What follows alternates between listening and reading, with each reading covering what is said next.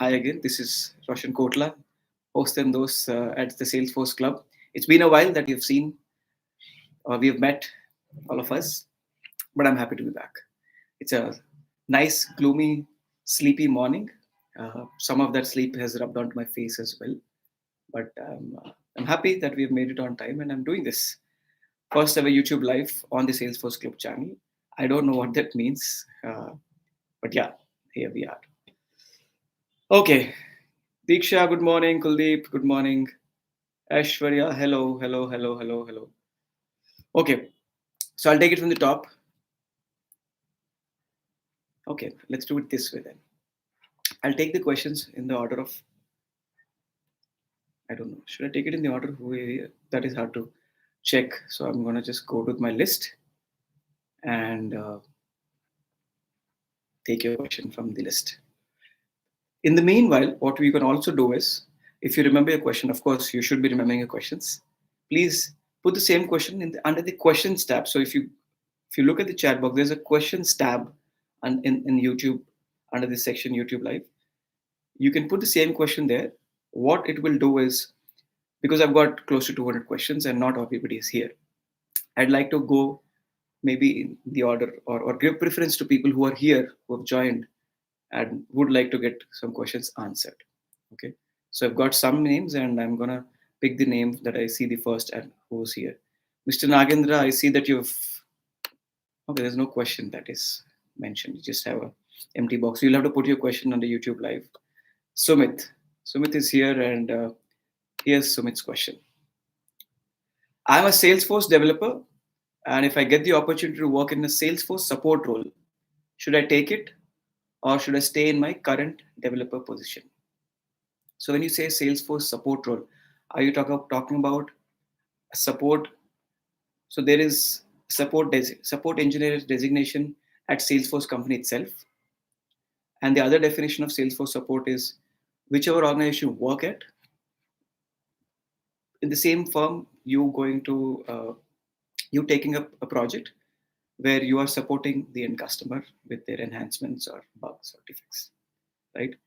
In both the cases, if you are here actively listening, Sumit, you'll have to respond to that question of, are you referring to joining Salesforce as a support engineer, or are you referring to changing to a different project in your in your current organization in a support role? And I am looking at the comment section for a response to that. All right. While Sumit responds, or maybe he's still waking up from his bed. Again, it's a question that I've heard in the past as well. Even if you're talking about just a support role in any project, in any organization, it helps in, if I go back to my experience levels or when I was junior. When you're a junior and if you are in a support project, I'll put it this way. Look at the pros and cons, and then I'll let you decide how you weigh on this. A support role gives you an advantage of handling or being exposed to an entire application or an entire implementation, which is probably built over 6 months, 1 year, 2 years, 3 years, right? And even if you have not joining a Salesforce support role, Sumit confirms that, yeah. So even if you're not uh, full-fledged or skilled enough to work on LWC, integration, migration, everything, you still are looking at an implementation which has got 2 or 3 clouds, users already using it. And whenever you have to work on a ticket, because when you talk about support, we talk tickets, right? We talked about tickets slash tasks. Whenever you're working on that support ticket, you are getting an opportunity to go and look at an existing implementation and learn from that. That's a great way to learn uh, a real-time use case scenario, right? And then you can always take some time out from your personal time and try and understand that implementation, re-implement in your own developer arc, that functionality which you're touching. So in a support role, you can never, unless you're working in that role for a very long time, you probably will not be able to get the full end-to-end understanding in first month or in second month, though you get a lot of KTs. But the point is, if that's something which you want to get exposed to, getting exposed to an existing implementation, a large scale implementation, to a bunch of clouds or whatever is part of that project for which you're being asked to support. If there is something to learn, absolutely no doubt in going and accepting that support role, because there is a lot of learning involved, though you're not implementing from scratch, because you are getting exposed to a real use case. The downside, you don't get opportunity to build from scratch. So if you think, Ocean, I want to absolutely only build from scratch, I feel like a developer. I want, developer is like a god. One of my bosses once mentioned about 10 years ago, developers should feel like a god because we are creators. So if you are that kind of person who thinks, I want to create, I want to develop things on my own from the scratch, then support role is not for you. You should absolutely be okay in going in informing that to your manager slash boss, your team lead, saying, hey, I want to build, please give me opportunities. But if you're still forced to, take it and use it in the way I mentioned. Look at the existing implementations, rebuild in your developer org. It absolutely helps in your learning. I hope that answers. In the meantime, I see Akansha has joined. Hi Akansha, good morning. All right, so I hope that helps Sumit. That was Sumit with his question. And if it's not, please do mention. I don't see any questions yet, so I think people are not putting any questions in the live chat. So I'm still picking up my questions from the sheet. Next up, okay, with a bunch of people here, so I'll have to keep going. It's hard for me to match the names, so I'm gonna continue, and the only way I can pick your question is you putting that question in the chat or in the questions tab, so that I can maybe skip the queue and answer your questions first because you're here live. All right. Afzal.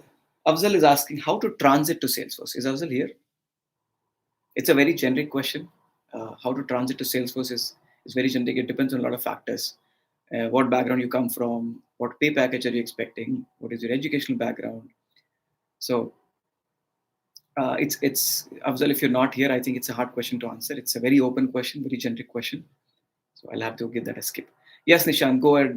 Type in the question. It's okay.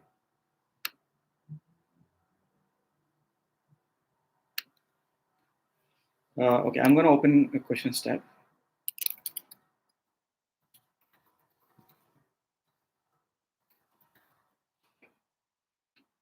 You should be able to see in maybe another 30 seconds or so.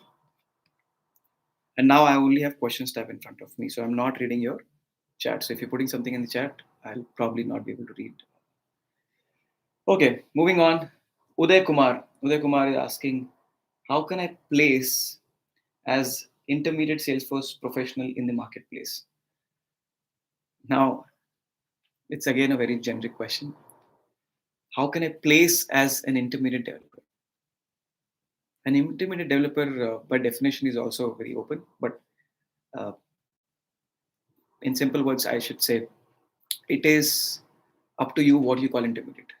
According to me, an intermediate developer is somebody who has the exposure to basic cloud such as Sales Cloud, Service Cloud, has understanding of migration slash integration, and of course Apex and LWC. So this might sound like a big 6 or 7 list, but for me, if somebody says, "Hey, I'm a mid-level developer and intermediate developer," it will be expected by most organizations to have these skills, which are most generic in nature when it comes to a Salesforce developer.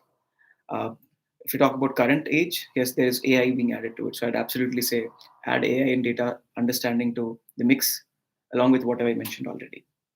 So yeah, bunch of basic clouds, integration, migration, Apex, LWC, and the understanding of AI and how AI is coming through, because that is going to make a good difference in, and it gives you an advantage. So even if you're intermediate, you are as good as an advanced developer or a senior developer, because uh, AI is the age of AI is same for both, all of you, right? So that's what I would say an intermediate developer is, and if you are aiming to be that, that is what you should aim for, minimum.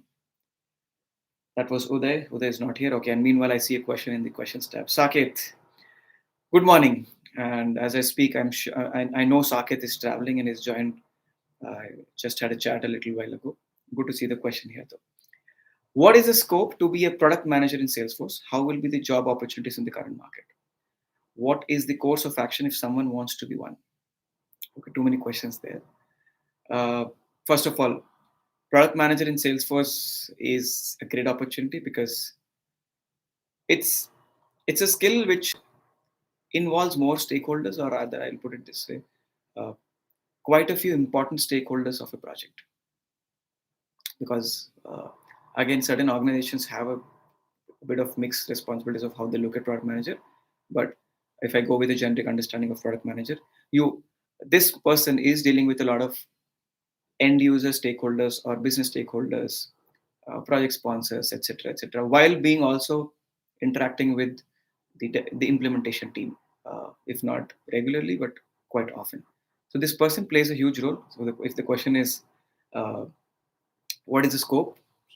Absolutely, there's good scope for product managers if they're good. And product managers, though it's more business focused, it helps understanding the product, Salesforce as a product itself, and then combine that with the business understanding of whichever domain, whether it's insurance, manufacturing, etc., etc. It helps. Market job opportunities. It is not the. I mean, in general, it's not the most hiring going on across the globe, but product managers are not going to are not coming down. I would say the need for product managers is only going to go up. When I say when even in the age of AI, product managers are going to be super important. What is the course of action? Saket, like I already said, having understanding of the basic clouds or Salesforce as a product helps. And if you're targeting a specific domain, like I already said, healthcare, insurance, manufacturing, uh, whichever, banking, financial sector, if there is that experience that you have, or somebody has, or can gain experience in a specific domain along with some clouds, it really puts you in a niche space in applying. But of course, the percentage of, let's say if you're targeting financial sector, not everybody left, right, and center is financial sector, or for any sector rather.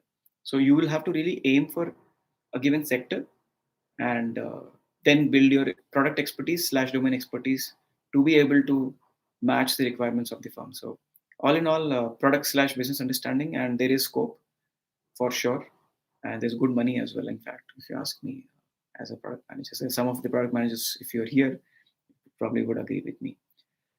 All right, I hope that helps. If that helps, give a like, this is new for me, so hit a like, or I don't know, leave a comment if that has helped you in the chat. I mean, I'll go look at this video once it's done, but that will tell me that this has helped or needs more explanation, etc., etc., for us to get better in our future live sessions. Akansha, okay.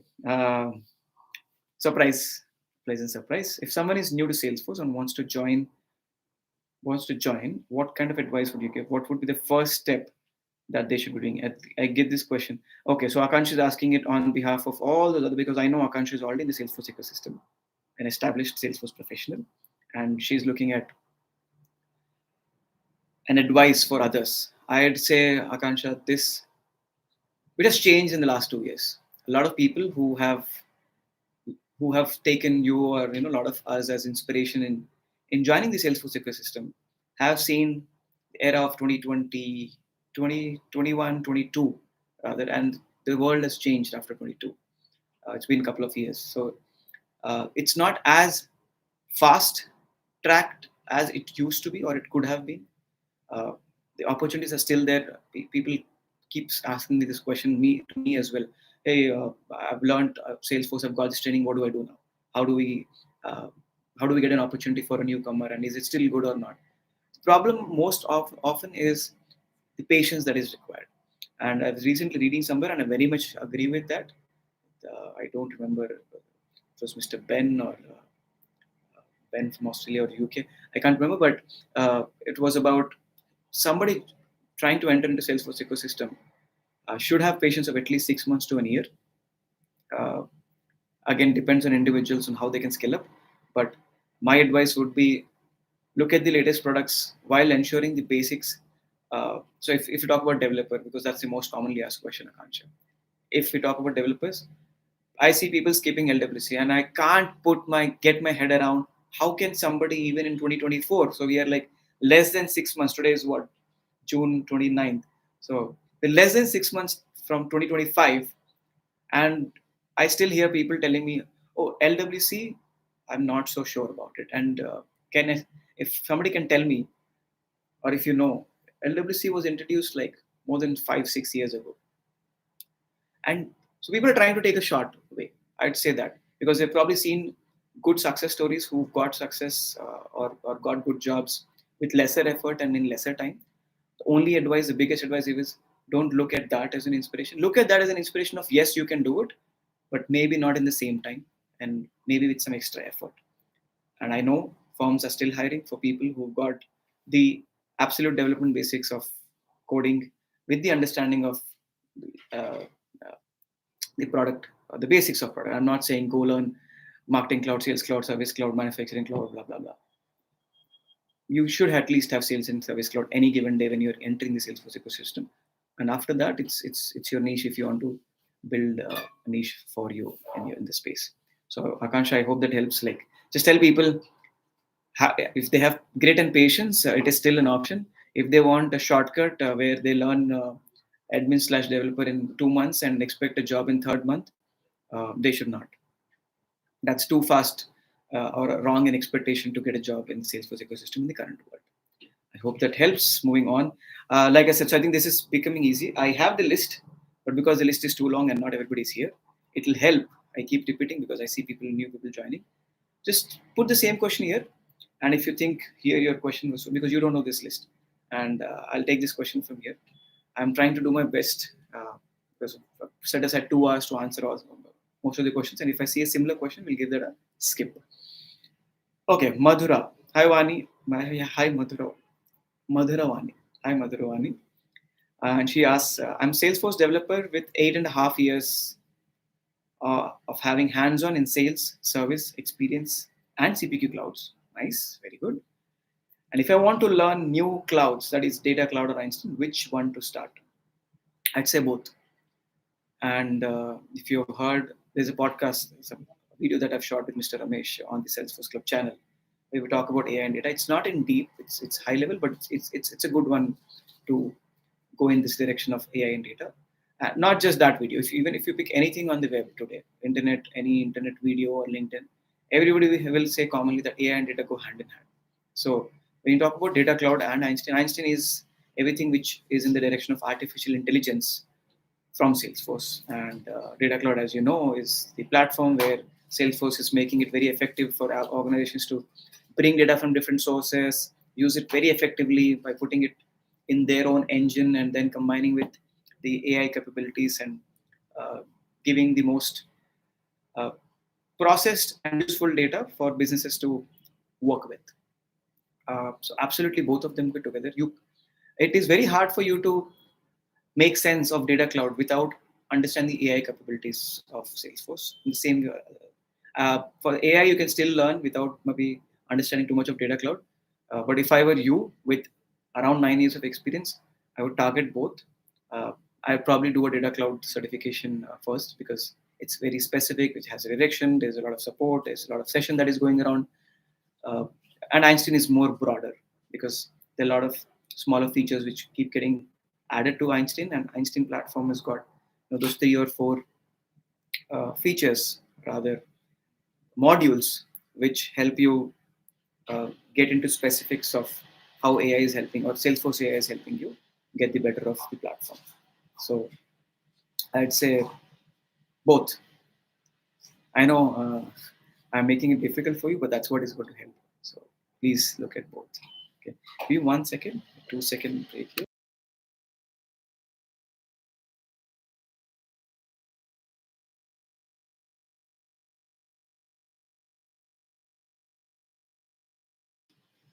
Okay, if that is helping, I'm not reading your chats. Please put in your immediate feedback, or you can go to uh, uh, Google page of Altalk. You'll find us and maybe put a review there if it helps. But yeah, minimum is a comment for me to at least get this feedback. Next up is Nagendra. There are so many who asked me. Nagendra, hi. There are so many who asked me, they're working on different technologies, but they want to learn Salesforce and use that experience as Salesforce experience, 2+ experience? Okay, I have to reread this question. I hope all of you can also read these questions. They are public, I'm assuming. So you also give that a read if my question is not clear to you. He says there are many people who was asking him that they're working on a different technology, let's say Java or Oracle, and but they learn Salesforce. Okay, and they want to use those 2 years of Java/Oracle experience to showcase a Salesforce experience. What will I suggest to them? I'll tell them it's a clear no. And uh, why no is people do that. It's very common. But instead of saying no, let me put it this way: instead of just blindly going and saying, "Hey, I've learned Salesforce 3 months, I've done Trailheads, and now I'm gonna uh, now I'm gonna just use that experience as Salesforce." Think about the interviews. If I was doing the interview, I'd very easily know. Somebody who's been a panelist would very easily know if you've actually worked for 2 years or not. Yes, people still get hired because if their concepts are clear, they're still hired because, like I said, they are happy to have a skilled person even if they don't have the uh, required experience. Sometimes there's a project need and all of that, but don't take that as an inspiration or a good example. I would say if you want to use that experience, take real-time experiences from your friends or wherever they're learning from, training institute, friends, trailhead. There are so many use cases. Because what is 2 years experience? 2 years experience is an organization expecting you to have worked on those amount of projects for your profile to look like 2 years experience. So if you're actually doing all of that in those 3 or 6 months of learning, you probably can still uh, you probably can still justify those 2 years of experience on your profile. So Nagendra, I would say if they can do that, yeah, then they should probably go ahead and try to use or show that experience. Because what will they show? If they've done those trailheads, if they've done anything, that is something which they have to put in and weigh in their profile. So there's a lot of discussion I can do. Maybe we'll put a video of how your profile should be done. But to very specific your question, yes, you can't stop them. Even if you say no, they'll still do it. So next time if somebody is asking them, just give them the advice of, hey, like work on enough use cases through friends. There are paid programs. There are, in fact, we have a paid, which is not live at this moment, but we also have use cases that we put up on our website. We through our training programs we should give. But there are a lot of other you know, institutions who also provide them. So you can figure out from where can you get a real good use case and work on it, and then put that use case in your profile. Make it look like 2 years, 1.5 years, whatever that is. Because I know even if I say no, you're not going to stop. Nobody's going to stop. So I hope that helps. Okay, Mayank. Hi, Mayank. Mayank is asking, how does the business analyst and product analyst overlap? Uh, Very similar, and I'd say organizations play with these designations a lot. I'm not a fan of designations. People who work with me will know. Uh, Focus more on if your work is creating an impact to your stakeholders, and if yes, great. If it's not, find out what is missing and add that skill. In this case, business analyst is a more commonly used term, broadly used term rather, where you are the bridge between the business stakeholders. I'm sure, Mayank, if you're asking me that question, you already have an understanding of who a BA is. So you are more often than not a bridge between the business understanding, the business processes, and the application that is going to be built and the problem that is going to be solved by this application that is being implemented. At the same time, having some understanding of the product helps. A product analyst, I don't know very precisely how to define that because it changes organization darkness. I would say business analyst, as long as you are able to pick that, you're good. If you have a very specific product that you're an expert of, maybe then a product analyst. Like if I'll put it this way, replace product with Salesforce analyst. I may not have the perfect answer for you, man. This is with my understanding or my experience, that is of knowing US, European, and APAC regions. Okay, because this is where my experience lies. This is where my 15 years of Salesforce career implementations have happened. I haven't seen a lot of product analyst specific roles. I've seen Salesforce analysts, in Salesforce consultants, BS, and product managers. Product manager is something which I already explained 10 minutes back. So product analyst, I don't know, it's just a newly coined term or if there is very specific. But if I can replace product with Salesforce, then it's a role, Salesforce analyst. And the moment you say Salesforce analyst, then it's somebody who has a good understanding of Salesforce as a product and can go help in solutioning as well. So when you talk about BA slash Salesforce analyst, maybe Salesforce analyst is expected to have slightly better understanding of the product and be able to have some solutioning understanding as well, closer to a consultant rather. A BA is not expected to have Salesforce product solutioning skills as much as a Salesforce analyst slash consultant. So a product analyst, as per this understanding, is somebody who has very specific understanding of the product on which they're working on, and not generic like a BA. So BA is more generic, product analyst is probably more specific to that product which they're working on or the platform. Although I hope that helps, man.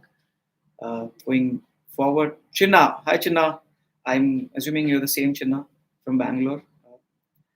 Oh no, this is somebody else because he says I have 7 years of experience, and the person I know is probably not 7 years. Anyways, this person is saying I have 7 years of experience, most of the work related to sales and service cloud, and he's learned field service, CPQ, and velocity as well. Nice. Now started learning data cloud as well.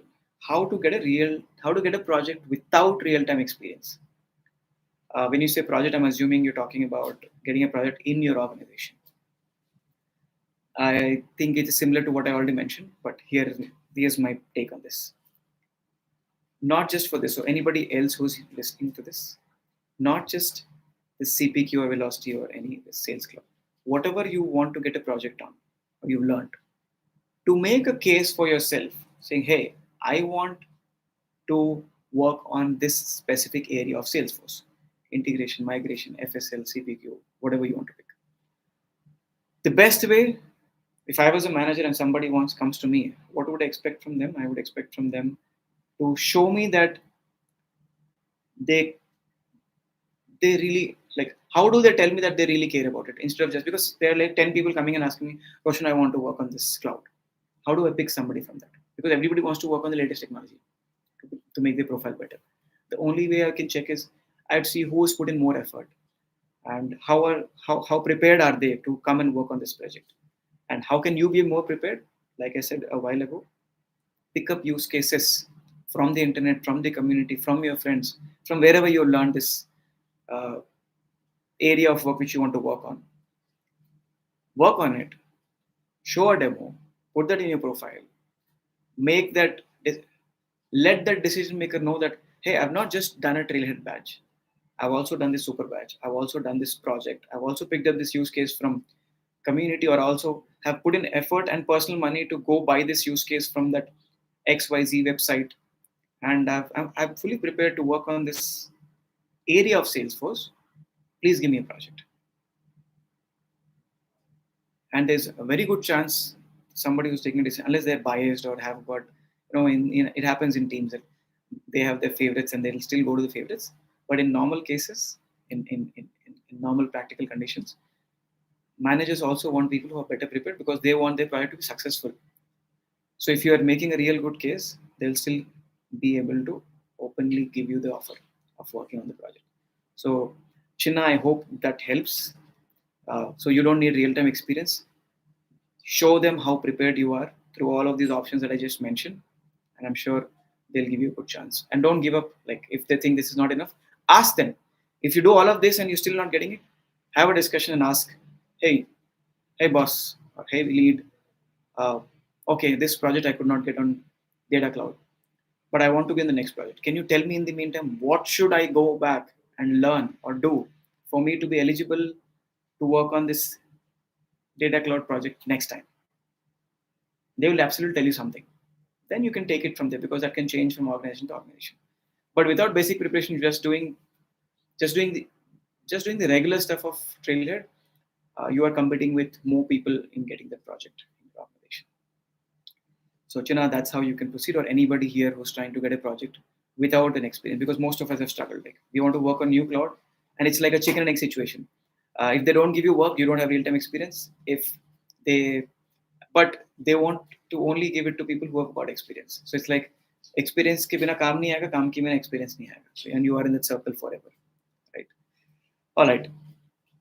Next is Nishant again. Is asking, do you run any Salesforce training institutes, or do you know any resource which will help me to master Salesforce and get into Salesforce ecosystem? Nishant, honestly, I know there are a couple of good ones who are, I'll put it this way, who are authentic. There are a lot of them in the market. Trainings. We used to run trainings, which we are not. So we, I'll probably build some courses, but you don't want to wait till those courses are built. If it's online, I'd say uh, the names that I can think of from top of my head is Premium Systems, Premium Learnings, yeah, by Mr. Sudhanshu, run out of Pune. Then there are good ones in. I'm based out of Hyderabad, but I'm talking about online ones here. If you, whichever city you are, if you are in person, you'll have to really go listen to the demos and figure out. But otherwise, Premium Learnings, and then of course Salesforce Hulk is there. Shrey is not teaching himself, but yeah, there's a good team which runs, and I know there's authentic ones and expensive ones as well. Probably I don't know the rates. In terms of what is the other question? Uh, any resource which will help me? There's so many resources, Nishant. I'm assuming you're new to the ecosystem, but Salesforce has got a good ecosystem in terms of Trailblazer community. It's open, it's free. There are so many meetups that happen. Whichever city you are in, go join, network with people, and find a mentor. So Salesforce also has got this official mentor. You may have to wait for a little while to get a mentor assigned. So be more active on LinkedIn. Like here you are, you can see. And on that note, if I can ask this, I see there are people who are already in Salesforce ecosystem, and I was going to ask you at the end, but I'm going to ask it now because there's context. uh, all of us are discussing careers, and it's not just me who knows better. So like in this case, Nishant's question can also be answered by maybe Chinna, or or Madhuravani, or people who are already in the ecosystem and say, hey, I can mentor, I can help you. Or if there's a question, if there's a quick question, let's say Nishant is from Delhi, and there's somebody who's joined us from Delhi, and say, hey, let me meet and see what I can help. So it's a very close knit community, and we were actually hoping, because that's why we collected your numbers and email. But with your permission, create a group uh, where we discuss Salesforce related, not tech questions. This is more related to careers and about next job profile, any openings. Uh, so basically about careers discussion, and maybe help people like Nishant to get into the ecosystem. But there is a broader community, open community run by Salesforce itself, Nishant. But I hope you can put in chat if you're not okay with that. But we wanted to create an open WhatsApp community and have this kind of discussions running there, and people can, like Nishant or others, can always discuss with each other, and others can also. It's not just me. It need not be just Roshan answering that. I'll obviously add my answers whenever applicable or answerable. But so finding mentors is the answer, Nishant, there through this group or from the broader one. That helps. Specific resource, I'll not be able to give you a name because uh, I know people who are doing it, but I don't know if they're still doing it or if they're doing it for free, do they charge? So it will be half information if I give you a name. Yes, I used to mentor, I still mentor, but it's less one to one and more one to many, like how it's happening now. So you can be part of the group, and we can keep discussing this, keep discussing next steps if you're traveling with us in your career path. Um, Moving on, Mr. Ramu. Ramu is saying, I'm 1 year developer. It's a good mix here. Freshers, 7 years, 9 years, 2 years. Ramu is 1 year. Learned Salesforce, and I'm good at admin, Apex, and LWC. After that, I learned CPQ. Would you suggest next? Okay, the question is not typed in fully, Ramu. What will you suggest? Which cloud I have to choose for learning next? If you're 1 year developer, if you've been doing, I'd say AI and data. Honestly speaking, Einstein platform, it is absolutely going to come in picture. How much is still something the world is waiting, because it was last Dreamforce where all of these were majorly announced. And if you are in Salesforce ecosystem, most of you know when Salesforce announced it the first time at Dreamforce, it takes about that, about a year's time for us to learn, for customers to get awareness, and then start using that product slash feature. So because it is new, just from a new perspective, and this is again for all of you, whenever there's something new, you have an advantage, because like I said, I'm 15 years, somebody's Ramu and me. So for Ramu and me, Einstein platform has started at the same time. I cannot be more senior to someone like Ramu who is 1 year into this ecosystem uh, versus me who's 15 years into the ecosystem. And that's the advantage which Salesforce gives you whenever they launch something new. And from that perspective is what I'm saying is you should look at anything new, and Einstein platform is going to come in picture for sure. And there's a reason why most companies are looking at the AI side of Salesforce for their customers. Sooner or later, that will come in. So, yeah, Ramu, if you like, I see you've covered your basics of Apex, LWC, and what admin. Definitely look at the Einstein capabilities of the Einstein platform. And there are good amount of workshops which Salesforce is conducting for free. You get a free or you get your chance to look at these features hands-on, play with it. Though it is limited days trial that you get, but you still get your hands to that. So you can go check that out on Salesforce. You'll find out more there. Okay, Mayank is again asking. It's a follow-up question for your response to that data cloud and Einstein question. What AI Gen AI related roles do you see in Salesforce? Interesting question, Mayank. Um, I actually want to build an entire video on it of the impact of AI, Gen AI on Salesforce roles. But in short, here is I see it as anybody with good business communication. So, like prompt engineer, if you've already seen, if you've already heard, prompt engineer is already a role or a lot of trainings and understanding or JDs being put around. What is a prompt engineer? A prompt engineer is somebody who can ask the right question to the platform, to the AI, to the Gen AI, and get the response. And that will become a very, very, very, very, very, very key skill in different areas. So right now, like everybody's got ChatGPT, but is everybody using it the same way? No, because they don't know how to use it. So uh, I would say there'll be roles where prompt engineer or consulting will become a very important role.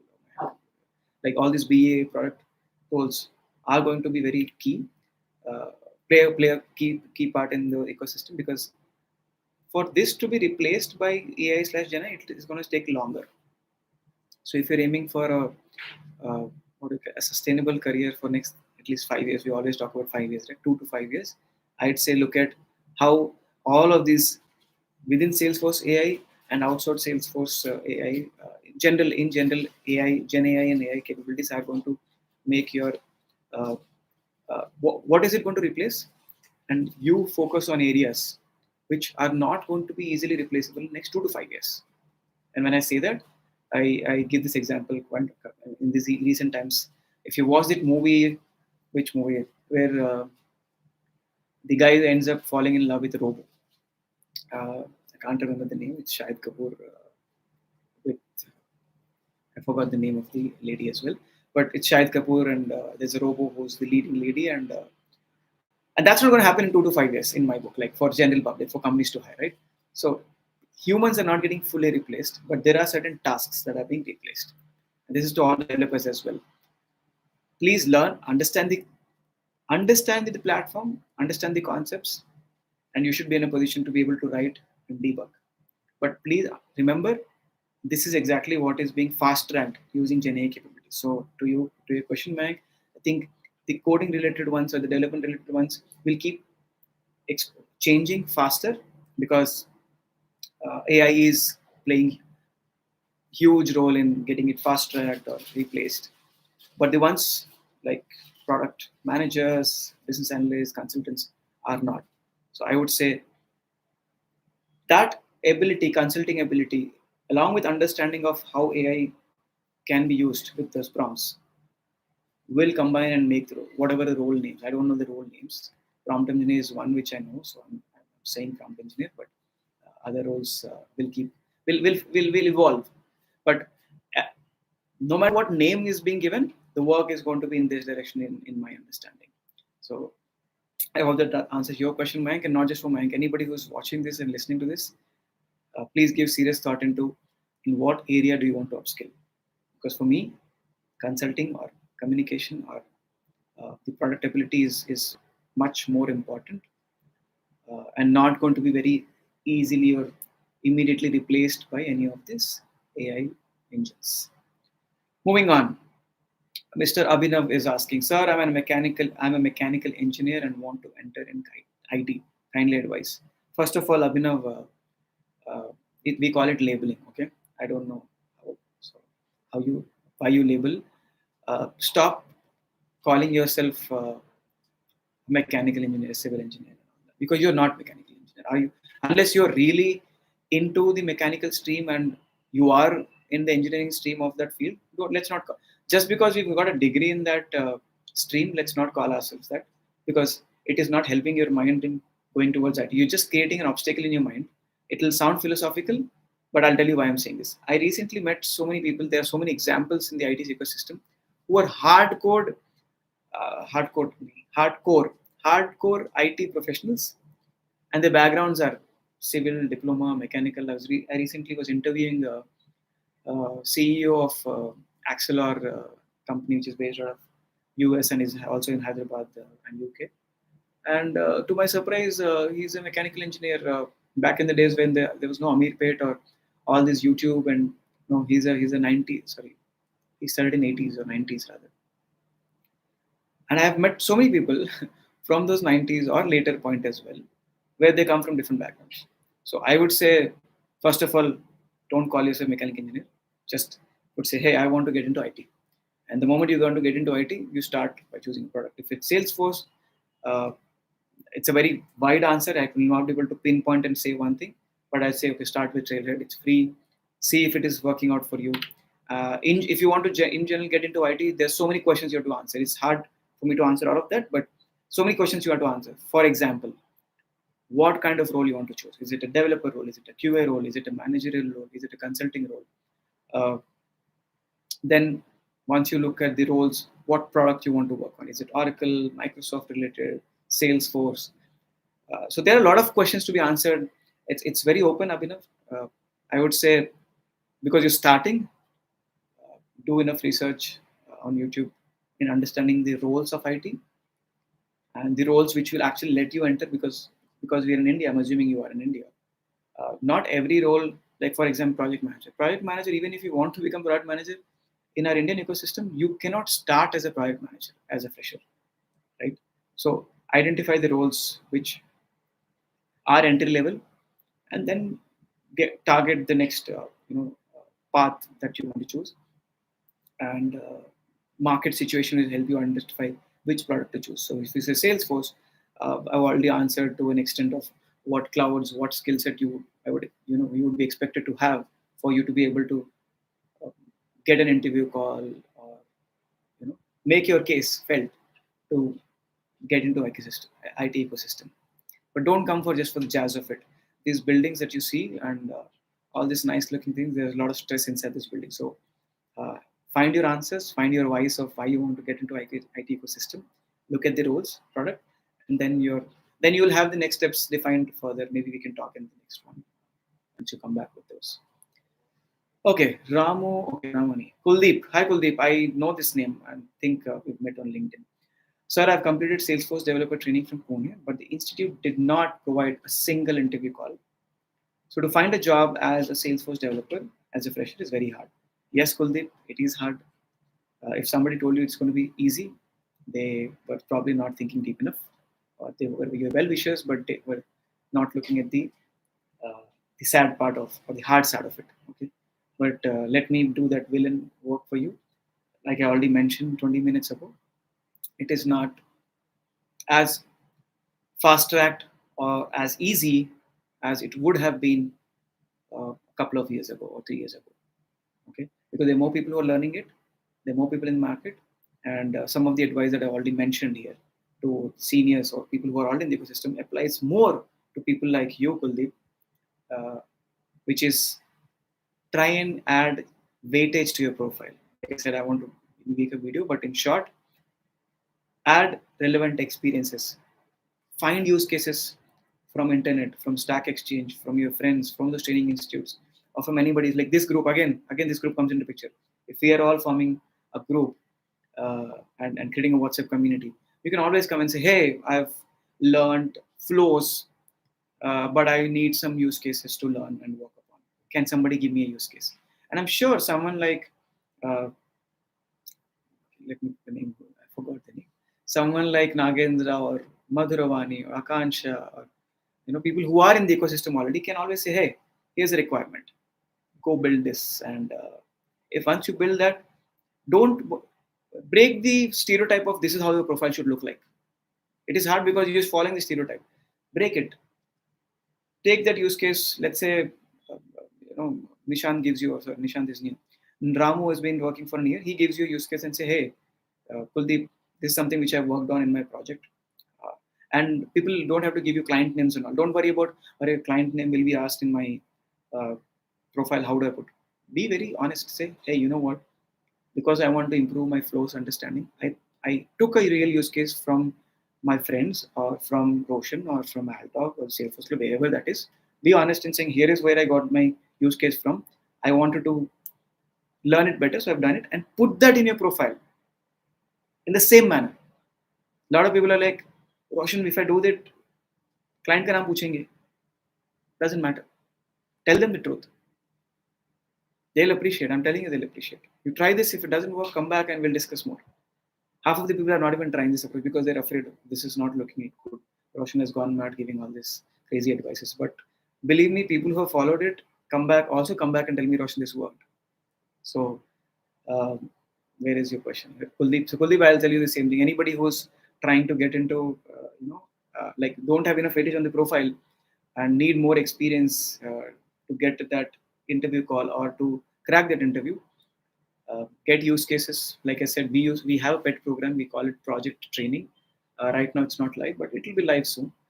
When that is, we will let you know. Maybe because we have your email addresses, we'll send a message. Uh, that may not be free, but we don't know. It could be free as well. Right now, we're still building some parts there to just for this exact use case of creating use cases for people like you to learn and then put that in your profile and prepare for your interview. So, Kuldeep, that's the advice for now. If they didn't, by the way, you're saying the training firm didn't give you half of them. There's so many. That's why I said authentic ones is important uh, to be able to fulfill their promises. Because even if they provide, you don't know if it's a real interview opportunity. They can always tie up with me and say, "Hey, Roshan, like do an interview round and call them everybody. I don't hire anybody because I'm not hiring anybody today." So these kind of things also happen. So you have to really do a good due diligence of. So this is probably good for you, Nishant, in identifying what kind of institute, get proper uh, feedback or use cases or success story examples. Talk directly to people. Ask the training institutes to let you talk to somebody who's passed out from that place, and then you talk to them directly to have that confidence in the institute to be trustworthy. Okay, so that's something which is unfortunate, Kuldeep, that you didn't get an opportunity. If they promised, they should have, but it's hard. And this is what I would say: three things to close your question. Build your LinkedIn profile. Put all your learnings out there. Don't worry who's reading, who's not reading. Build your profile on social.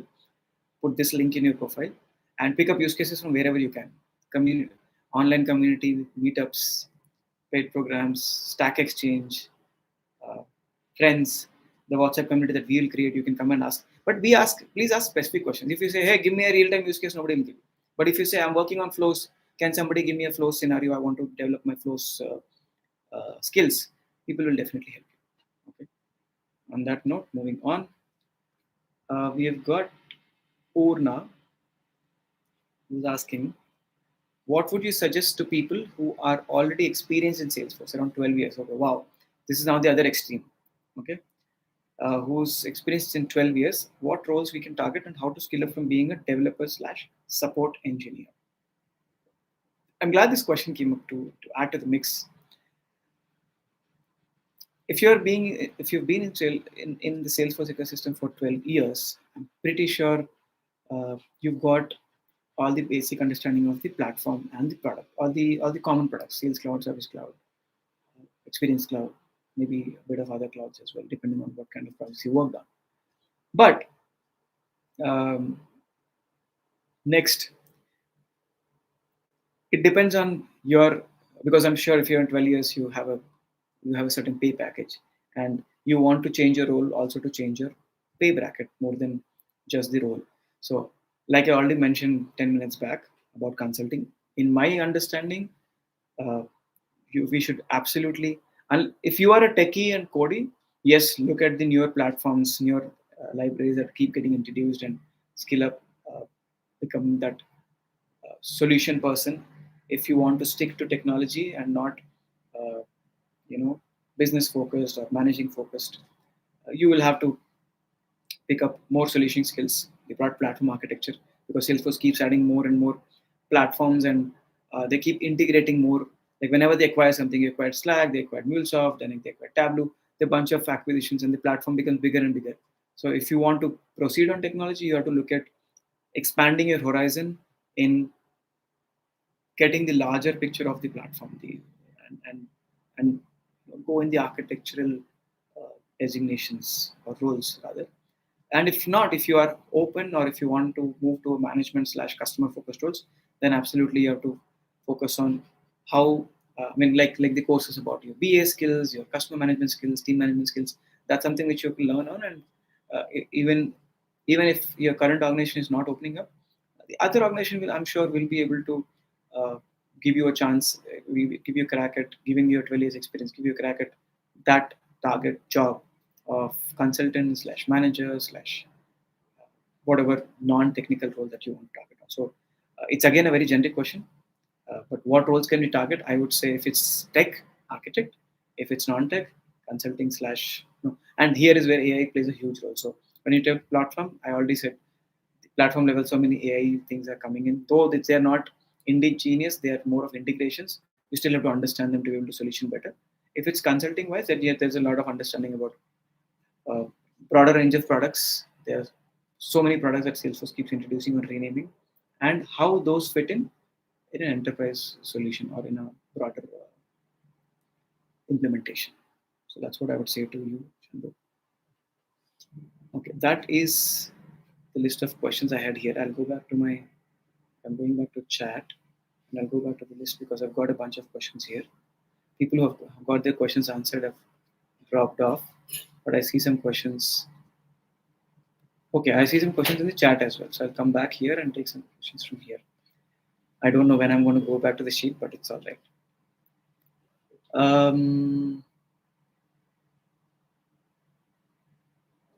okay, Nishant is saying, what will be the best practice? I'm finding to become trailhead. Yes, Nishant, trailhead can be, and that's why I say not everybody has the same learning path. If it's not for you, then you have to find maybe YouTube. If YouTube is not for you, you have to find an online training company where you have got people working along, learning along with you. If that doesn't work for you, to find an in-person training institute in your city where you can go with. So it depends on a very personal level of what kind of learner are you. Okay, I hope that helps. Next up is Sirisha. Sirisha, you still here? I don't know if you're still here, but the question is, she had academic experience with Java and Python programming experience. Can I join intermediate level in Salesforce? As I have experience in development. So basically, she's got experience with Java and Python, and she wants to join directly as an intermediate level. Yes, you can, with a bit of risk of people judging you for your 2 years or whatever years of experience that you want to put in your profile. So this has happened with us in the past, where somebody says 4 years and they have skills. We'll expect them to deliver. Let's say there's certain work which an intermediate developer is expected to finish in 4 hours. You will be expected to do that in 4 hours because you've claimed that you already know Java, you are an intermediate developer, you have, let's say, 3 years of experience, and it will become harder on you. So if you are okay to put in that effort and manage it to put beyond 4 hours outside of office hours, because you can't go tell your lead slash boss saying, hey, I need 8 hours to do this, because then they'll say, what? uh, an 8 hours is somebody who's beginner will need to execute this task. Why do you need 8 hours? You just need, when this is not more than a half day's task. So those kind of situations where it will get tricky, Sirisha. But yeah, it's a risk that you take at this cost. So I just mentioned to you what it might mean if you do that. All right. Moving on. Okay, Aishwarya Manikonda. Uh, is AI, so her question is Is AI associate certificate worth it? I'm a fresher with no practical experience in Salesforce. Worth it? Worth what? I should. Worth the money? Worth the effort? You'll have to put that. Like, give me some more details on what is it worth. It's worth for somebody getting introduced to Salesforce AI high level capabilities of where is Salesforce headed to. An associate exam, if even if you're taking this standard associate exam, that's what it does. If you're taking associate exam, you'll know. It doesn't take you deep into the platform or the product. It is to give you a sense of, yeah, I know what is Salesforce and things like that. So Salesforce AI associate is similar, that you know, okay, these are the terminology, these are the kind of things Salesforce is doing, and that's pretty much it. It's not going to get you a job interview. It's not going to help you clear an interview. It's not going to help you go implement a project right away just after you finish the certification. So when you say worth, the question is worth your time or your money. But I've answered it for both the cases. So I hope it helps. Again, I see Kuldeep, and he has put another comment saying he's attended a lot of meetups and in the dreaming, but did not get a job. So currently changing the technology itself. So he's learning .NET to get a job as fresher. Okay, Kuldeep, unfortunate that you may not been getting, but I would say the same thing. It's not the less. The opportunities have reduced, but the way people are approaching is also very old style. It's like, okay, Kuldeep is still here. Anybody who's still here wants to give an advice to others, because I'm sure anybody who's in Salesforce, you keep getting this question: how is it for newcomers? Can we get into Salesforce? And I say, yes, you can, but it's like somebody playing 2008 Cup cricket style in 2024 World Cup. Because I still see profiles which are good looking. I mean, it's not about the look. Your jersey has changed. So the looks is more like, okay, you're wearing a 2024 World Cup Indian cricket team jersey, but the way you're thinking in your mind, the way you're playing your game is still like 10 years old. Do you think you answer it for yourself? You don't have to put it in comment, but if it's in the comments, I'm going to read it.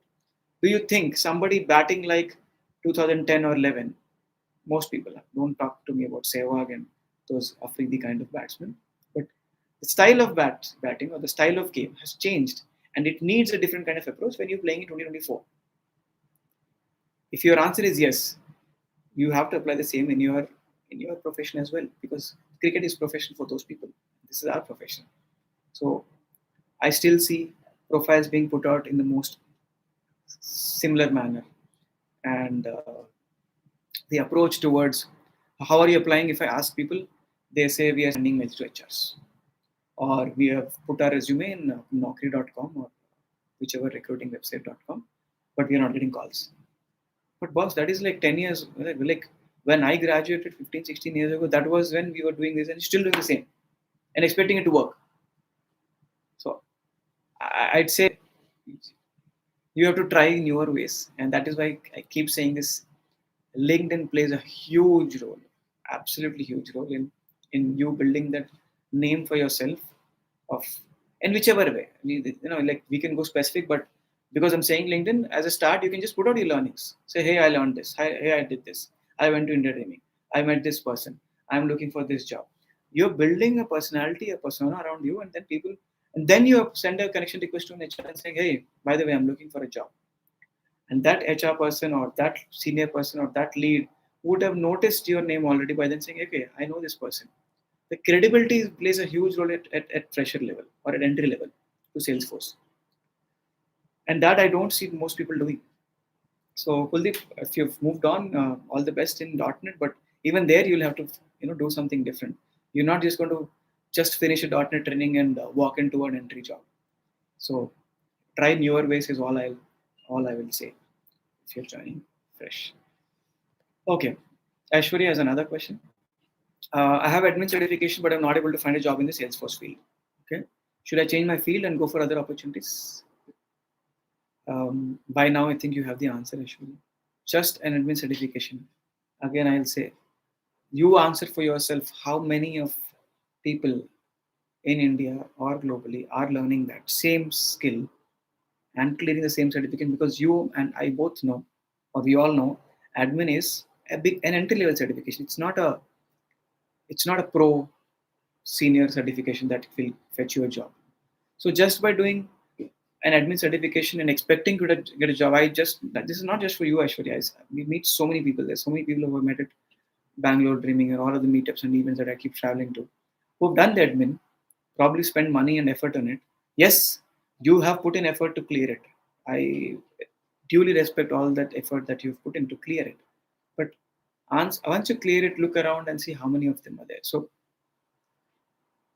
like I said, 6 years ago, 7 years ago, maybe that certification with that fresher badge would have fetched you a job, may or may not.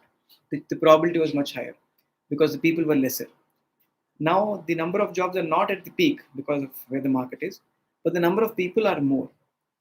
If you go to like school level mathematics probability, the probability is reduced. So when the probability is reduced, you have to play a different game.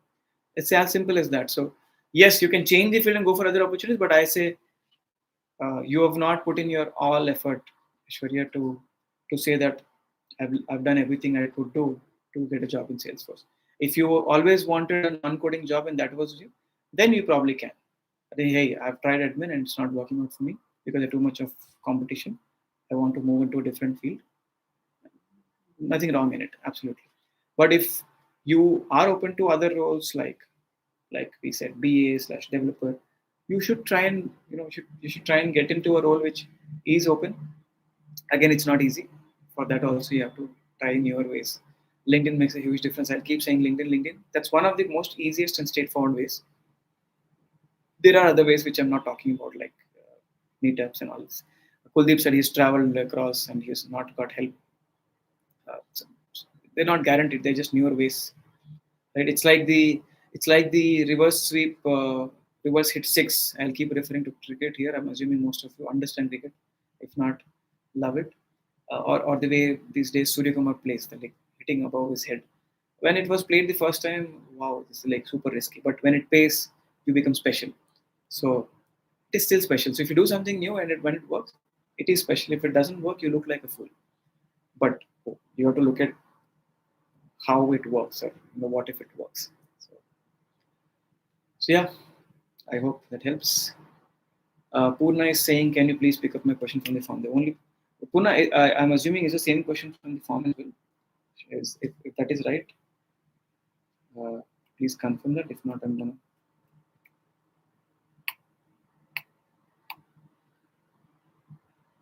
quickly search for this.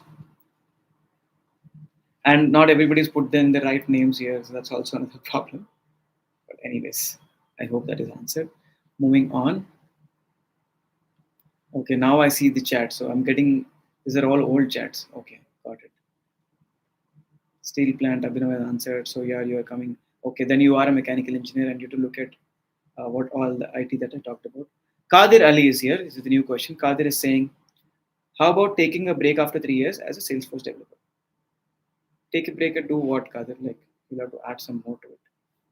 Take a break and uh, like for what? For upskilling, for taking a break and going to Manali, or getting married? I don't know. You'll have to tell me that, and then we can discuss on is it right? Is it appropriate to take that break at that mark or not? If you don't tell up for what, I'll be hard to answer the question. Next up is Jyoti. Jyoti is saying, I'm looking to apply for a Salesforce account manager or an SDR role. For people who don't know, okay, SDR, so many names that I can SDE, SDR, but basically account manager. DR. Can you elaborate, Jyoti? What's an SDR in your words? Honestly, I don't know what's an SDR, so I will not be able to tell you what. So maybe you can put that question. Okay, sales development representative. Thanks, Mayank. Thanks, Mayank. Sales development representative. Okay. Jyoti is saying SF account manager is easier, but not sure how to best proceed. If you have that background of customer facing, because both account manager slash SDR are customer facing roles. So if you have customer facing roles, and Salesforce has got this unique way of. I recently was interviewing a person called Raghavendra, and his story of. So this story of this guy is he joined Salesforce, like Salesforce company, as an engineer without an engineering degree, with a BCom background, and he just put up his case. So we did this at Hyderabad Trailblazing. If you were there, if you're not, We'll maybe put that video out whenever we can. But the example here is Salesforce does open. If you make a case for yourself, so if you think Jyoti, you have got customer facing skills, that's the first thing. If you don't have it, get that. That's my first advice.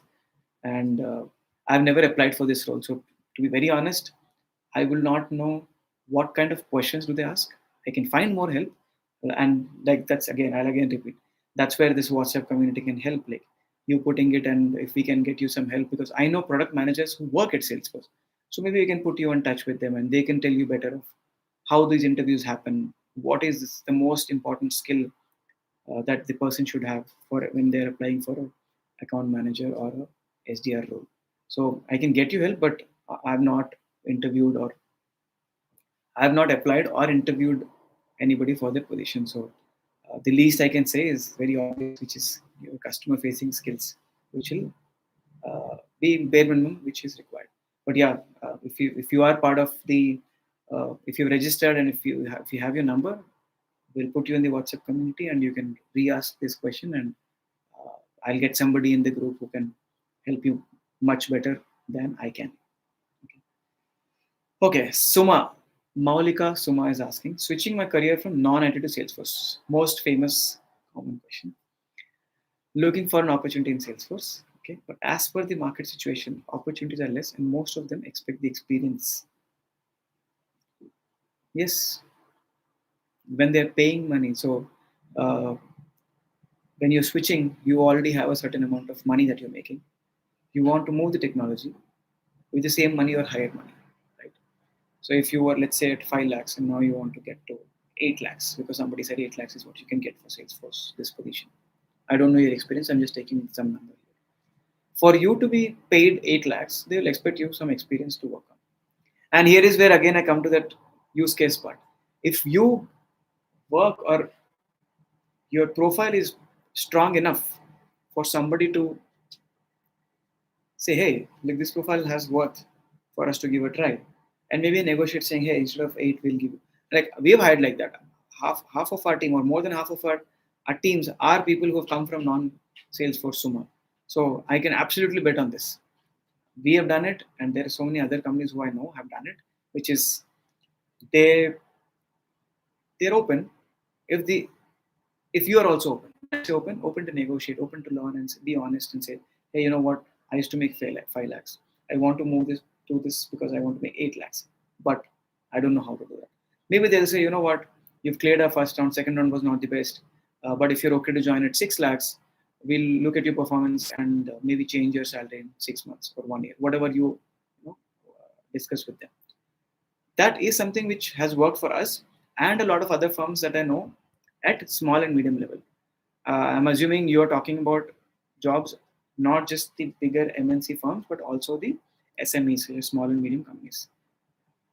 If you're open to that, try and you maybe try this approach and see if that makes a difference. So you have to do two things. One is add some experience and weightage to your profile, but working on real use cases in the way which I already mentioned, which is your community, picking from community and paid websites and PUT program, which I already mentioned, which we'll hopefully put live soon. And or your unique ways, the LinkedIn, your profile. Are you active? If you are you connecting with the right people? Are you showcasing your work on LinkedIn? Like people showcase only the certification.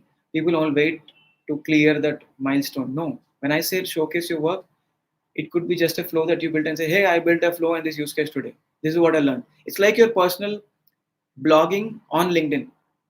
It will slowly attract people. And when you are connecting with an HR, if you're sending a request to me and saying, hey, Roshan, I'm looking for a job and this, if I'm really opening that message and if all that I see on your LinkedIn profile is all your learnings, I'll naturally remember you more than 10 other people who are just sending a request saying, Roshan, do you have a job? Because the message that I currently receive, 10 out of 10 are like this. All they're sending is, hi, Roshan, I'm a fresher, I'm looking for a job. And if by chance, if I get time and open their profile, I only see maybe one or two certifications that they've cleared or badges that they've cleared, but not the regular learnings that they're posting. So then again, they all are on the same page. Everybody's posting the same kind of thing. How are you different? So I would do those kind of things more. And yes, market situation is not great, but I would not say they're not hiring. Like I know people who are hiring. At Bangalore Dreaming, they were hiring booths that were placed. At Hyderabad, we know there were companies who came and who told us they're hiring, and they actually picked the profile. So yes, there is hiring. I mean, hiring is not frozen, unless you are looking at a very specific set of companies. So yeah, work on these areas, and it will hopefully make a difference. And if not, we can keep discussing in future sessions or in the WhatsApp group. Okay. And I'd request all others to also pitch in and help people like Suma, because if you are into ecosystem already, you have gone through that path, you've seen your colleagues and others go through that path, and you can also put your perspectives to help Suma get a good, wide understanding of how she can approach this situation, and not just wait for Roshan or somebody from the club to answer the question. Okay. It's a request. Aishwarya is again asking, AI associate certificate worth it? I'm a fresher with no practical experience. Okay, so same question she's kind of elaborated, and I think I've already answered the question. With one or two certifications, and that too the associate one and admin, you're not going to get a lot of calls. Let me be honest, you're not. Okay, scrolling down, Pawan. Pawan says, "Sir, as we know, AI era has started. I'm a little bit confused about the career path. I want to understand whether I should go for open source technology or stay in the Salesforce ecosystem." Um, so, Pawan, I'm assuming you're from a developer background, and I read your other comment as well. 2 years I'm working as Salesforce Commerce Cloud developer. Now I want to switch to SFDC, so it is good to. Uh, I would say Commerce Cloud is unique. I know not every company is working on Commerce Cloud, but whenever there is a need, it's a good high paid job. It should, like, you're just 2 years into it, but I'm pretty sure you can use that experience to get a good offer, because Cloud is not so commonly learned. The coding required for that is different, uh, and it's a very specific skill. You know about it already. For people who don't know, now you know that SFCC or Salesforce Commerce Cloud is not is different from how the development happens in the remaining platform. Okay? So Pawan, you have already a very unique thing with you. Now, switching to Salesforce.com or SFDC is not a switch. I would say it's an add-on that you are saying, along with Commerce Cloud, I can also do Sales Cloud, or I can also develop on Apex and LWC and etc., which will broaden your horizon, and you can have a longer career within Salesforce ecosystem without having to worry about open source. Open source is great, no doubt, but why waste your 2 years of experience in Salesforce, because that is relevant experience in Salesforce, compared to somebody who's coming absolutely from a different stream, that is non-IT or any other platform. So for you, it will be relatively easier to have a profile which is strong enough to be within your company getting into Salesforce projects or another company. So I would say learn Salesforce, see if it's taking you closer to your career goals. If you think it's not, then look at changing the technology. That's what I would personally say. Okay. Oh, there are more questions here. We have another half an hour. Okay, we're good. We should be able to. Sailesh. Hi, Sailesh. Good to see you here.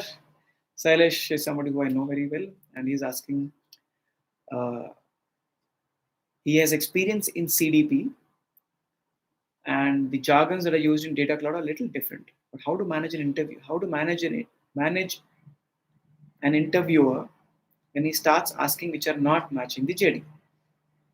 Excellent question, Sailesh. Basically saying he knows what he knows, but interviewer is trying to ask which is he's not even mentioned in the JD, or it's not mentioned in the JD, and probably Sailesh, you don't know the answer for that, right? Or maybe you know, but the jargons are different. So there are two different questions which are kind of mixed here. One is, uh, how do you manage if this is again for everybody here, or anybody watching this? How do you manage an interview situation when the interview suddenly asks you questions which you didn't expect or were not in the JD, but they're still asking you? And my take is, be honest about it. If you know about it, go ahead and answer them. If you think you don't know and you think it is not relevant, please at least ask politely, hey, by the way, I'm confused. Is this uh, is this relevant for this role? In a very polite manner, cross check the understanding if they are trying to confuse you, or if they are asking, because sometimes interviewers also are not in the best mind, and they are asking you the standard questions. They are not looking at what JD is, what HR is asking you, what is needed, or even new profile. Sometimes they just have their. A lot of you might have attended these interviews where they have their own standard questions, no matter. So if they're like 3 to 6 years experience, this is my questions. 15 question hai, and they will more often than not revolve around those 15-20 questions back and forth. Okay, without looking at what you are good at or what is needed in the JD. When that happens, you can very politely also like cross check out of say that it's out of curiosity, or say that it's like, hey, can I uh, skip this question because I am not aware of this part. And my personal experience, Sailesh, or anybody who's listening, I have actually tried this and it has worked for me a couple of times, more than once. It's a different thing that I didn't join that company eventually, but there was this instance which if we can share with you guys, where I went in for a role and I only knew certain parts of Epics. It was long 2 3 with I was probably 2 or 3 years experience developer, and at 2 or 3 years experience, you don't know everything. I only knew what I worked on, and I walked at an interview. The first round was clear. Second round, they asked me things about something which I didn't know. And at 2 or 3 years experience, most commonly you can relate to this. We are afraid of saying I don't know, and what we try end up doing is uh, try and answer that with whatever half knowledge we have, because because you know it's important, it is relevant. It's just that you don't know. What do I do now? And in my case, I probably was ignorant, or I was not too keen about that job. So I had the ease of saying, hey, you know what? I've never worked on this. I don't know about this. I know about this, and I can talk all things. So I've done this ABC, worked on this ABCD, and anything around ABCD, I'll be able to answer because I've worked on it. Other than that, I'm able to give a try, but I've not worked on it. When a 2 year, 3 year person is saying that, it shows a lot of confidence, and I cleared that round. I was not expecting to clear that round because half of the question they asked I didn't know, and this was my answer. Like this was my like bottom line answer. If I've not worked on this, so I don't know what to do, how to say this, but I can learn and do this. Simple and straightforward, and I eventually cleared. I got a good offer, which I didn't join. It was a good major company, but it gave me a major lesson for life, because this I did the same question was asked in a previous interview, which I failed. Both are big companies, major companies, and what I did differently with the previous interview was I tried to manage by answering that question and thereby looking like a fool, because you try to answer one question, then they'll go deeper, right? And then you're stuck. Oh no. So it's best to just say, hey, I don't know this. I can still give a try, and this is what I think is the answer. But I've not worked on this, or I don't know about this, so I'll not be able to answer this. Then you're not getting into that circle of uh, not being able to answer questions which you are not aware of. So that's one way of handling it, Sailesh. And if they're asking from, so yeah, like I said, uh, uh, if it's different from that, you have to politely cross check, or just tell them, hey, this is something which I don't know. It'll actually create a bigger impression. It has worked for me, and people who have tried it will tell you that it's fine to tell them that you don't know about something, even though it is basic. If you don't know about it, you don't know about it. You can't suddenly recollect it from nowhere. Right? It's not like our exam where we sit and think for 15 minutes and then make up something. You're sitting in front of a person. It's hard to do that. Okay. I hope that helps anybody who's watching. Aishwarya is asking, we need to be available offline instead of virtual learnings and being active. Virtual networking worked a lot in my case, and willingness to be in a city. Okay, I think I know Aishwarya what she's saying. This is a reply to a comment which is which we discussed earlier. This is an older one, and I think what she means is, I know she's also come from that, uh, you know, a gap or a break, and has gone through a struggle of how do I get into job into Salesforce ecosystem. And what she's trying to say is, along with being virtual in virtual network, try and find opportunities to meet more people. It absolutely helps. In her case, it has made a huge difference in what she's telling. So thank you, Aishwarya, for mentioning that, and creating a good example for other people. Okay. Purna again is asking, can you explain what do you mean by consultant, as it's a broader term? Purna, in my great question for me, who is a consultant? Okay, I'll take a slightly longer time in answering this. Who is a consultant? In generic terms, it is a very broad used term. If you go to the English definition, a consultant is somebody who's giving you consulting advice, or giving you an advice. In technology, in IT, it has changed, and a lot of like how people look at it. But a consultant is somebody who's helping you with anything that you're good at. And if I take the most basic example, when you go to a doctor, what you pay is consulting fee. Like how you go to a college, you pay tuition fee. You go to a doctor, you pay consulting fee. You go to an architect, they'll again charge for consultation. You go to any industry, whether they're calling it consulting fee or not, they are charging you for using their skills in helping you understand or analyze a situation or giving a solution and things like that. Similarly, when you talk about an IT consultant, yes, consultant or consulting is very broadly used for contracting roles, but a true consultant, the word by the definition of it, is somebody who can help you in that area. So when it comes to IT consultant, it's the same kind of advice or help that somebody is giving you in the area of IT. So a doctor is doing it in the field of medicine, very specific area. Uh, an architect is doing in the field of construction, uh, and an IT consultant is doing it in the area of software. That's what an IT consultant is. Now, within IT consulting or IT consultant, you could be Salesforce consultant, you could be Microsoft consultant, you could be SAP consultant, etc., etc., etc. What would that mean if I'm a Salesforce consultant? That I am a person who can help you, who can advise you on Salesforce products and its implementation. That is who I can call a Salesforce consultant. And this advice is being given to who?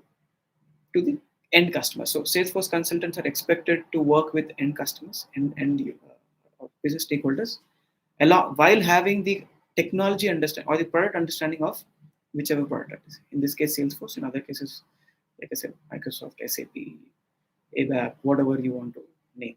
So that Purna, I would say, is uh, the is very specific consulting IT consultant or Salesforce consultant who I refer to, or who I was referring to in my previous conversation we had a little while ago. So yeah, thanks for like putting that question. I hope this helps. Um, okay.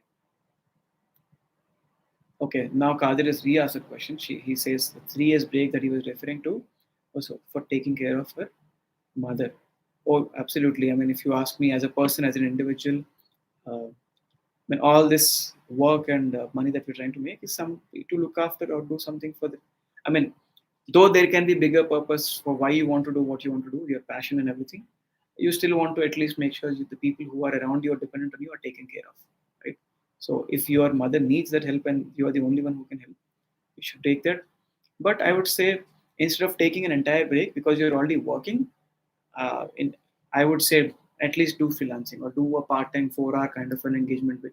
Try and find that, because you are 3 years experience, and I'm sure you can find that in some or the other way, so that your profile is not going in totally as a break. You still are doing something, and skill up is constant. Skill up with break, without break, for your mother, for anything. Skilling up is a constant. If you're stopping skilling up, anybody here, you're having going to have a question of what next in next 2 years or 5 years. So skilling up is not a option, but taking a break, yes, but don't entirely take a break. I would say try and continue half time.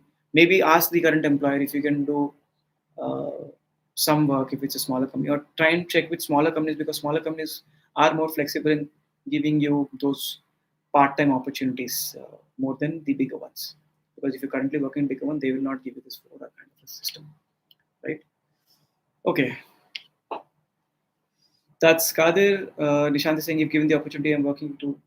Nishant is saying, if given the opportunity, I am ready to join with less pay or without. I just want to learn this. Trust me, Nishant, there are so many people who are on the same path, okay, who have who have same uh, way of looking at it, like, hey Roshan, salary nahi bhi chalega, just give us an opportunity or help us find an opportunity.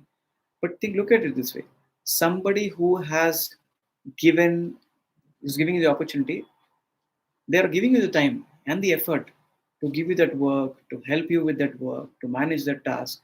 So that's also, so if I am spending time in giving you some work and getting the work done, don't look at it as I'll work for free, because you still are asking for somebody's time and effort. Most of the people don't understand. Say, nahi, nahi, hum kaam kar rahe na. But you are probably taking 8 hours to do something which can be done in 2 hours by an experienced guy. So why should somebody spend their effort and time? They don't even know how good you are. So not everybody is ready to put in the time and effort. And that is why I say smaller firms. And if you are, obviously skill has to be there. So most people who are saying we don't get opportunities, again, skill is a question. How skilled up are you?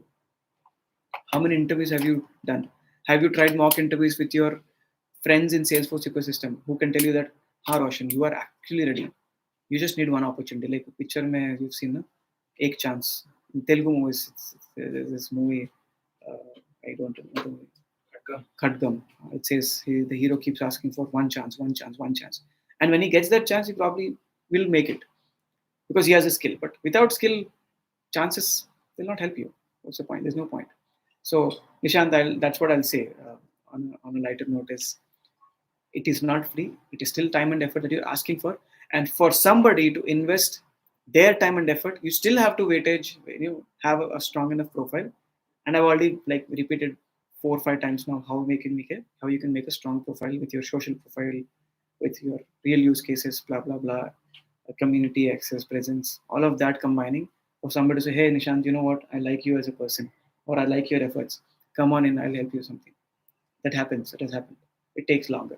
That's why I say, if you're taking the path in 2024, I would say you should have patience of 6 months to 1 year dedicated for you to say, okay, I think I can make it through Salesforce career. ठीक है.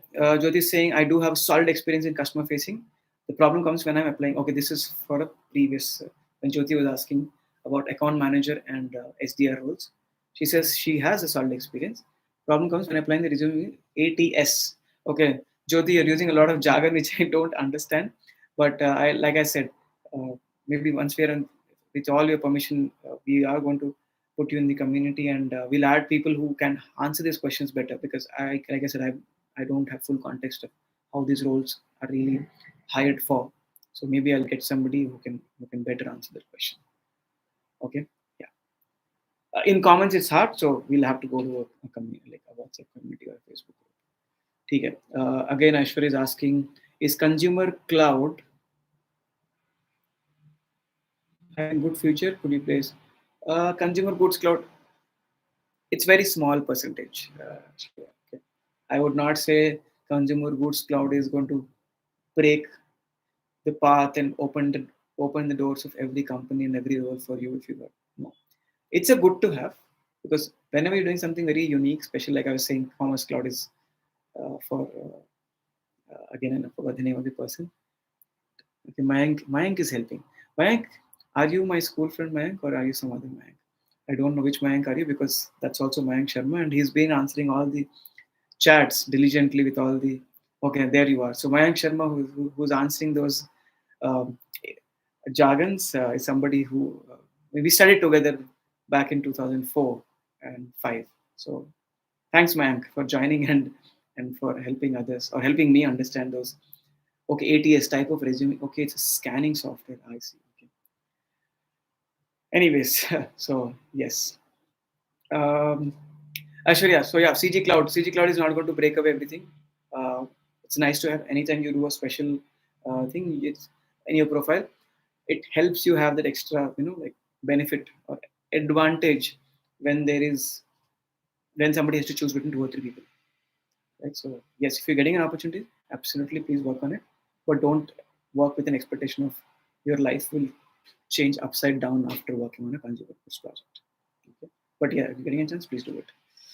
Sailesh has a follow-up question about the interviews. After asking the interviewer also, okay, he's saying he did ask the interview, and in spite of that, he started asking on Service Cloud, which I'm not good at.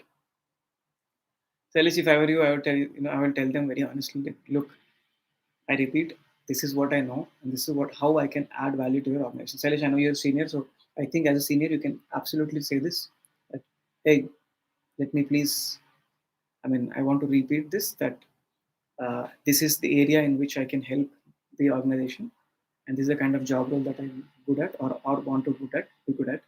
And service cloud is something which I've not excelled or mastered. But given a chance, I can work learn very easily, and give them examples of some of your past. This is not just for Salish, this is again for everybody. If somebody is putting you in a spot again and again in an interview where you know you've not done it, or you have not learned it as well, give them an example of anything in your life which shows them that you're a fast learner. Like, you can say, like, you can ask them, like, can I share something with you? 60 seconds. They will probably say yes. Then you say, okay, with your permission, uh, I have not worked on service cloud, but uh, once upon a time when I got my first opportunity to work on, let's say, CDP itself, in this case CDP. People who don't know about CDP ignore it. You're just saying some X. That's a sales cloud for easy reference. Uh, when I got my first sales cloud opportunity, then at that time I did not know sales cloud, and within a week I was able to start delivering for the customer what was expected of me. It did not take me more than 30 seconds to say this, if you are preparing it like this, right? And then the interview is not expecting you to say like this, honestly. When you put it in this way, they're like, okay, wait, this person is very clearly telling me that he can learn and giving an example. And then you complete this answer saying, and now coming to the question of service cloud, if you're calling them sir or whatever, I don't know it. But like I said, I could very easily pick up because of my in general industry expertise and working on different software. I was able to pick up Sales Cloud in a week. I'm sure I know what is Service Cloud. It is for customer management and take case management, and there are broader features to it, but I've not learned it. But given a need and a chance, I can learn and I can pick up in a week or a fortnight and start delivering for any customer. And they still ask that question, you're the wrong interview, Sailesh. If they're still like closing their ears to all of this, and they continue asking you about SLA and all those service cloud features, they're just too obsessed with service cloud. So then you should just say thank you so much, but I don't think I can answer service cloud questions anymore. Let there be silence. Let there be silence. Let them break the silence of either saying, okay, thank you, you can go now, or maybe them saying, okay, let's move on to a different topic, but let them break the silence. But you keep your stand very clear. That confidence will eventually help in you clearing that interview which you're looking for, Harish. So yeah, trust me on that, it will work. uh, okay, so that is the end of this chat questions, and I'm quickly checking the questions one more time.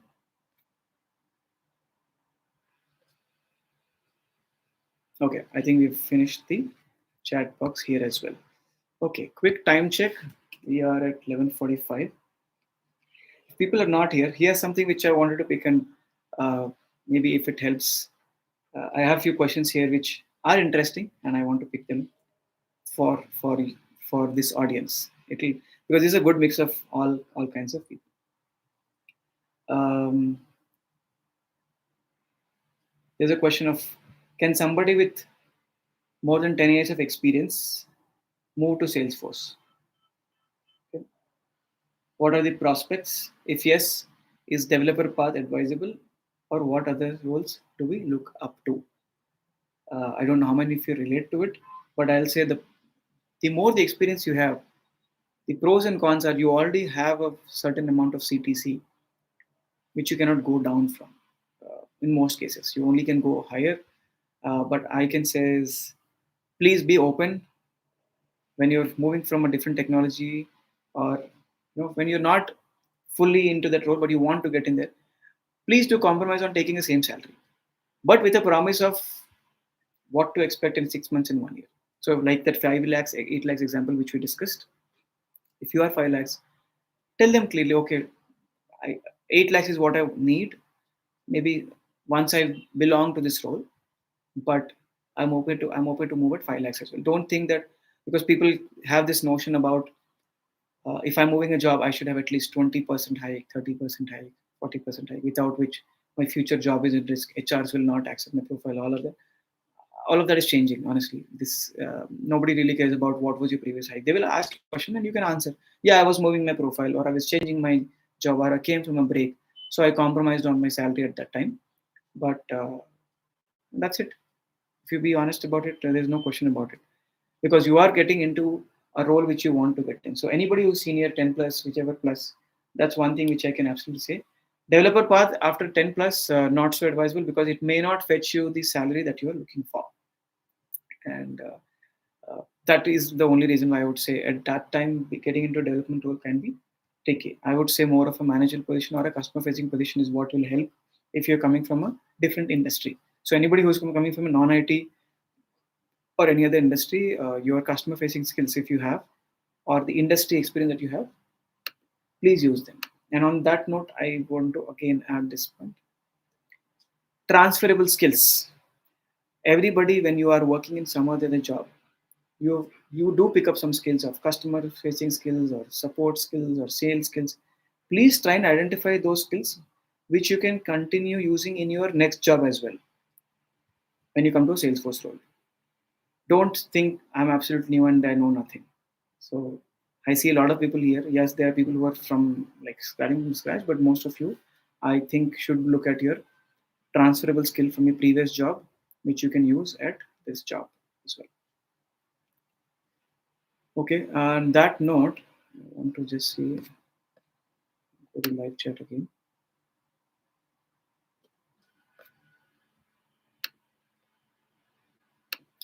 Okay, Nishant saying this question is to all the participants. Are there any community groups for freshers? Please add me there. Yes, Nishant, there are.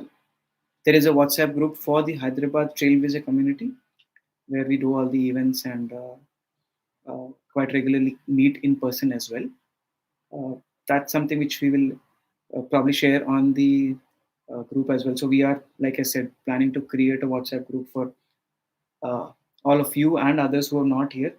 And I'm not taking further questions from this list because, like I said, there are close to 200 questions. But if there's anything specific area that you want me to touch upon, we can use this time. But otherwise, I think 10 minutes left, and we're good to get this to a closure, because uh, most of the things that I see here are kind of covered in our conversation. I see very commonly as you're not getting interview calls, not getting interview calls. That's a video that I posted on LinkedIn yesterday and Instagram about when somebody is not getting interview call. Some parts we have discussed here, which is about how you can stand out by doing certain things differently. But if you watch that video, it will tell you very clearly that maybe change your filters of what kind of companies you're applying for, what kind of roles are you applying for, what is your expected CTC when you're applying for. Change something there. Like my end statement in the video was, you change your filters, the organization's filters will change. So like right now with your the kind of filters you go in, the kind of companies you apply, you're not getting calls. You change something here, then the number of companies that you're applying, or the probability is going to change. That filter will change. So yeah, that's all I can say. That's the that's the other most common question that I see, the interview calls.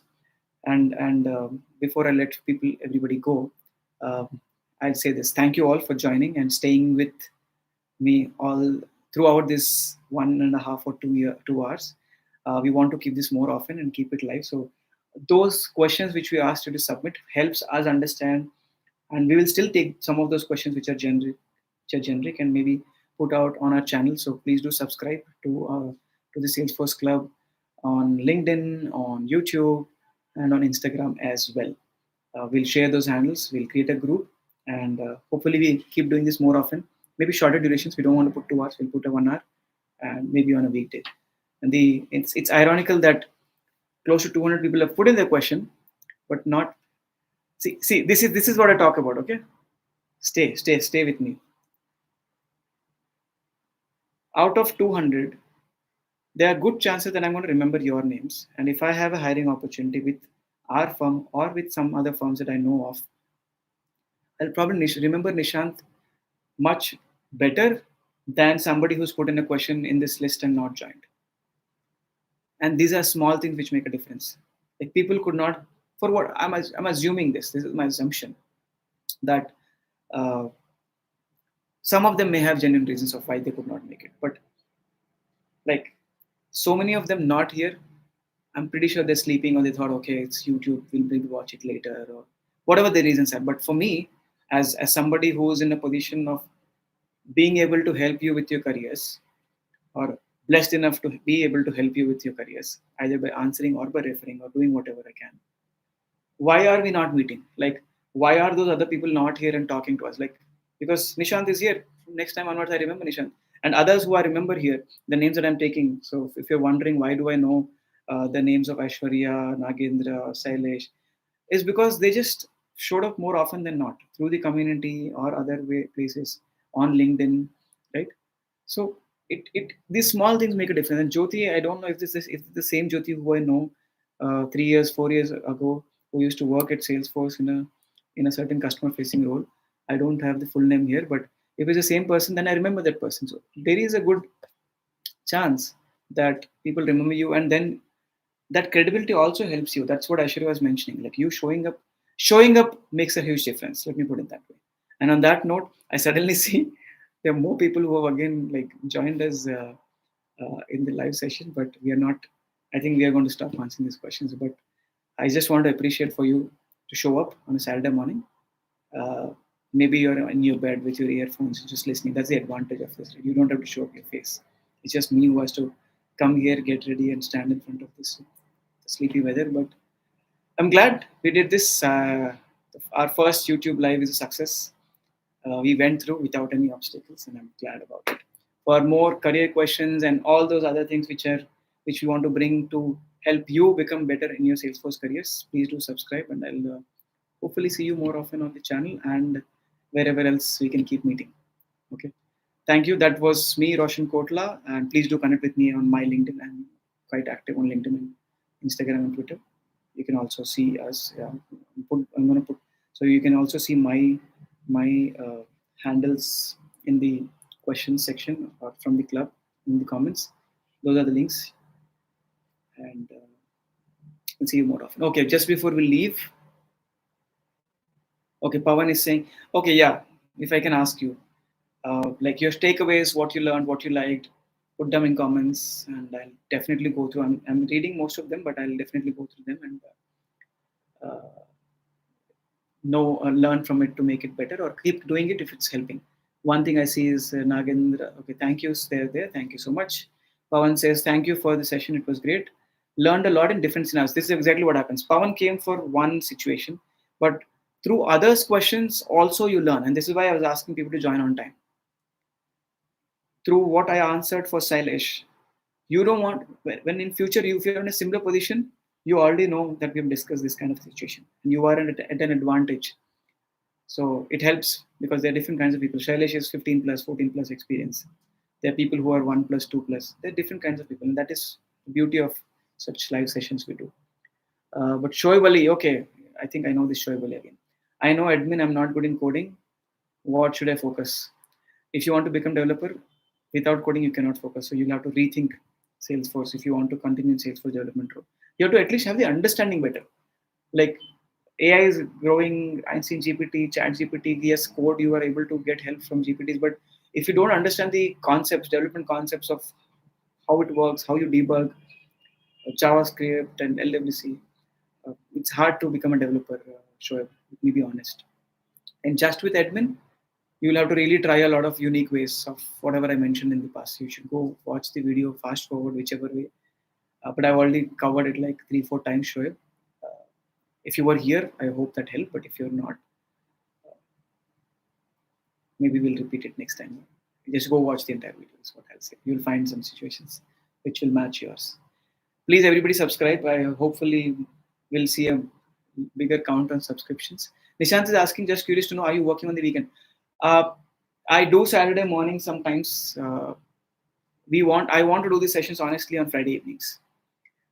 I thought people will be busy partying or watching a movie. Kalke is released, so why not do it on Saturday morning? But I see it's not making huge difference. Saturday morning, people have different, maybe morning. I don't know how many of you have got breakfast dates. If you have, I don't think day first dates are applicable in India. So, anyways, if that is skip. But uh, but I'll say I do all these YouTube recording etc. on Saturdays. But I think we are going to move towards a Monday evening or a Friday evening session. So going forward, you will, if you see lives, I think it will be mostly on a Monday slash Friday. That that is when we'll go live.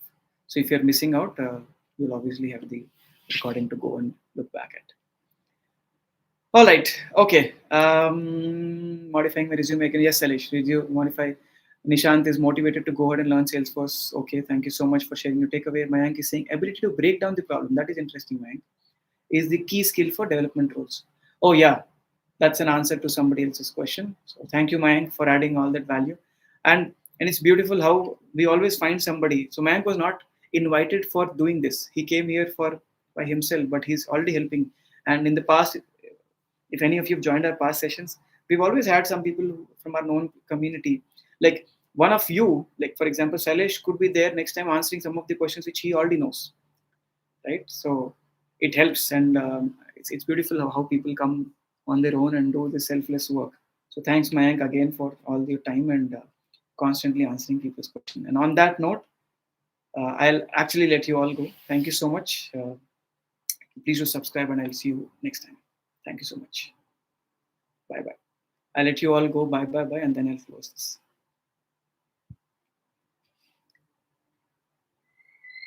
Thank you. Thank you. Okay. I don't see the number going down. So maybe just I should end this stream. Or I'll just wait. Okay, I'll just wait and watch for next 3 minutes and 8 seconds. If there's anything non-Salesforce you want to ask, these are the 3 minutes that we can use for. Thanks, Nishant. You have a good one as well.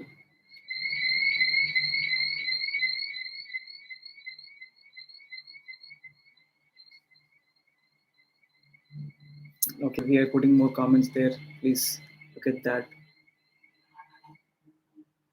Okay, still 12 people. They're neither asking nor leaving. They probably went back to sleep. Bye, Salish. Bye, bye, bye. See you soon. So these 11 people are probably going back to sleep, is all I can think of. Or probably have started watching a movie already. Okay. 5 more seconds and I'll close the stream. Thank you so much. Is there anything else that I've missed out? No. We got all this covered.